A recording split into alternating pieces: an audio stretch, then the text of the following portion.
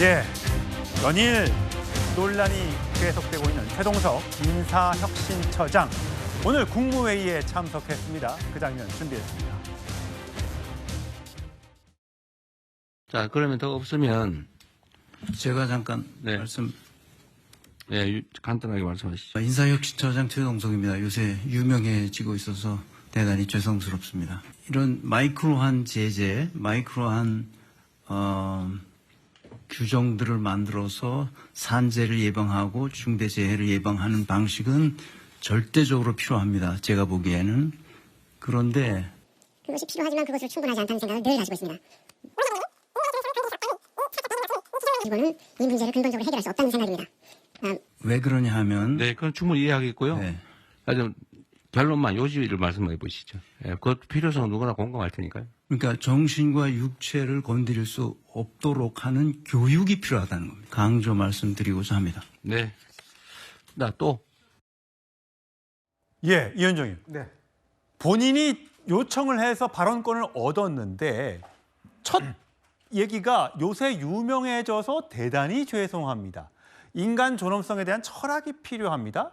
너무 길게 얘기하니까 결론만 요지만 말을 해서 대통령이 끊었습니다. 자, 일단 요새 유명해져서 대단히 죄송하다. 저 말은 어떻게 들으셨습니까? 자, 유명하다는 이야기는 좋은 뜻으로 유명해지는 게 있고요. 또 우리가 뭐 영어로 표현 노트리어스한테 아주 악평이 나게끔 유명해지는 게 있죠. 자, 지금 어떻습니까? 최동석 지금 인사처장은 그 옆자리에 보니까 윤호중 이 행안부 장관도 있고 비서실장도 있고 정무수석도 있고 자신이 그렇게 무능하다. 아주 이런 사람들 안 된다라고 했던 사람들이 저기에 다 앉아 있습니다. 자, 이렇게 지금 한 몇 주 동안 정말 국민들에게 불편하게 했다 그러면 저 발언권을 얻었으면 저는 사과 이행세를 할 줄 알았어요. 근데 이제 본인이 즐기시는 것 같습니다. 유명해져서 죄송하다는 이야기가 마치 이 상황 자체가 나이 때 초점이 많이 맞춰지니까 저 유명해서 좋습니다라는 뜻으로 저는 개인적으로 그렇게 이해를 했어요. 근데 그 뒤에 이야기가 도대체 저는 무슨 말인지 모르겠습니다. 저 인사혁신을 전공했다는 분인데 교육이 중요하다? 그건 다 일반적으로 배고프면 밥 먹는다는 이야기가 똑같은 이야기 아닌가요? 그러니까 오죽했으면 대통령이 요점이 뭐냐고 이야기를 묻지 않습니까? 예. 저 중요한 지금 국무회의 다 생중계되는데 저런 상황에서 하는 분이 저는 아마 오늘 좀 전에 우리가 이야기했던 사과문 나온 것도 꽤 아마 대통령이 저는 저 모습 보시면서 좀 상당히 경고를 준 것 같은 느낌이 들어요. 예. 이렇게 지금 전 국민에 생중계돼서 오래간만에 국무회의 다 생중계하는데 그 자리에서 본인이 사과하기는커녕 뭔가 철학이 어떻고 이렇게 교육이 어떻고 이야기를 하니까 대통령도 지금 못마땅한 상황인 걸 아닌가라는 생각이 들고 저는 오히려 오늘 저 모습 보면서 저분은 인사혁신처를 맞서서는 안 되겠구나라는 느낌을 저는 더 강하게 가질 수밖에 없었습니다. 예, 대단히 죄송하다는 말은 있었습니다만 그 중간에 너무 본인의 어떤 인사혁신처로서의 전문성을 보여주고 싶었는지 너무 길게 얘기하다 보니까 대통령이 발언을 중간에 끊는 일까지 벌어졌습니다. 아까도 잠시 설명해드렸습니다만 본인이 인사처 명의의 해명 자료를 냈죠. 앞으로 잘하겠다는 뜻의 해명 자료입니다만 그것도 굉장히 길다 보니까 소개하는데 꽤 오랜 시간이 걸렸어요. 자, 여러 발언들 계속해서 나오고 있죠. 최동석 인사혁신처장의 발언 저희가 또 그래픽으로 준비했는데 이런 겁니다. 이준석 대표를 지지하는 2030는 직접 수준이 떨어진다. 김문수 후보를 지지했던 40%는 우매하다. 자, 70세 이상의 사람에 대해서는 추하게 공직 기웃거리지 말고 물러나야 한다. 저 포함해서요. 예, 지금 최동석 인사혁신처장은 만 69세니까 70은 안 됐다라고 주장할 수 있는지는 모르겠습니다만 정익진 변호사님 어떻게 들으셨어요? 70세 이상 추하게 기웃거리지 말고. 그러면 좀 있으면 물러나겠다 그 이야기인가? 저는 그런 생각이 들고요. 사과는 했는데 사과의 근거가 뭐냐? 내가 유명해져서 사과했다는 이야기예요. 그러니까 지금 우리나라를 굉장히 들끓게 하고 있는 것은 무엇인가? 최동석의 발언이었잖아요. 최동석 본인이 한 이야기에 대해서는 사과할 필요가 없다라고 생각하는 거 아니겠습니까? 유명해졌기 때문에만 내가 사과하는 거지 내가 발언이 부적절하기 때문에 사과하는 것은 아니다. 이런 식으로 해석이 될 텐데 그렇다라고 하면 전 궁금한 게 이재명 대통령은 과연 저 최동석 씨의 문재인 전 대통령, 그다음 윤호중 장관, 그다음에 이제 법무부 장관, 거기에다 비서실장, 우상호 정무수석에 대한 그러한 이야기, 그러한 발언에 대해서 이재명 대통령은 공감한다, 생각이 똑같다, 그렇게 생각하시는지, 그다음에 지금 최동석 인사혁신처장이 2030 젊은이들도 지적 수준이 떨어진다라고 하는 말도 안 되는 비난을 하고 있고요. 그다음 70세 이상 되시는 어르신들에 대해서도 뭐 추하게 뭐 그런저런 이야기를 했으니까 마찬가지로 비난하는 것이 아닌가. 거기에다가 아무리 그 경쟁 상대였지만 김문수 후보를 지지한 사람들을 우매하다라고 평가한 것에 대해서도 대통령 생각이 똑같은 것인가. 만약에 그런 조치가 없다라고 하면요, 국민들은 상당히 이상하게 생각하지 않을까, 그런 생각이 들고요. 예. 더군다나 지금 이재명 대통령을 지지하는 이른바 진보층에서 그래도 한 절반 정도는 친문, 친노 그런 세력들 아니었겠습니까? 어떻게 해명을 할 것인지 다른 사람 다 떠나가지고요. 그 최동석 씨 조카가 누굽니까? 낙곰수 김용민 목사잖아요. 김용민 씨가 뭐라고 그랬습니까? 우리 외삼촌은 인사 전문가라고 생각하지도 않는다라고 하는데 대통령은 그렇게 생각하시는지 많은 국민들이 의문으로 생각할 것이다. 그런 느낌이 듭니다. 예, 저희 준비되어 있으면 아까 인사혁신처 명의로 나왔던 속보 자막을 다시 한번 좀 소개를 해주시면요. 사과문을 조금 더 읽어드릴게요. 그동안 시민으로서 매섭게 비판을 해왔다. 그렇게 시민으로서 내가 비판을 한 거지 다른 건 없었다. 일반인이었다라고 주장하는 거죠. 하지만 상처 입은 분들께는 죄송하다. 은퇴한 경영학자이자 인사 전공자로서 비판. 저는 이 부분이에요. 이동학 씨. 네.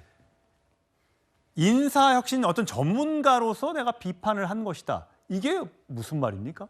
그러니까 저것은 좀 이해하기가 어렵죠. 본인 스스로는 뭐 인사를 전공했고 또 수십 년간 민간 기업에서 인사를 해왔기 때문에 그런 측면에서 지금 한 발언이 아닌가 싶은데, 일단 공직에 오기 위한 어떤 준비를 했거나 혹은 내가 언젠가 공직에 갈 수 있어 이런 생각을 전혀 하지 않고 그동안 그냥 민간인으로서의 어떤 발언들만 해온 것 같습니다. 그러니까 그런 차원이 지금 드러나다 보니까 여러 가지 문제점과 설화들이 마구 일어나고 있고, 또 특히나 사과할 수 있는 그런 타이밍에서 국회에서 여러 가지 질의를 딱 하니까 그때도 굉장히 어찌 보면 조금 국민들께서 보시기에 부족한 태도로 TV도 안 보고 뉴스도 안 봤다 이런 식으로 발언을 하다 보니까 오히려 국민들께서 생각하시기에 신뢰성이나 이런 것들을 더 떨어뜨리지 않았나 이런 생각을 하고, 다만 이제 청문회가 없는 자리이기 때문에 대통령께서 임명을 하셨던 저희는 공직 사회 자체를 좀 더 변화시켜내고 뭔가 철법통이라고 하는 이미지가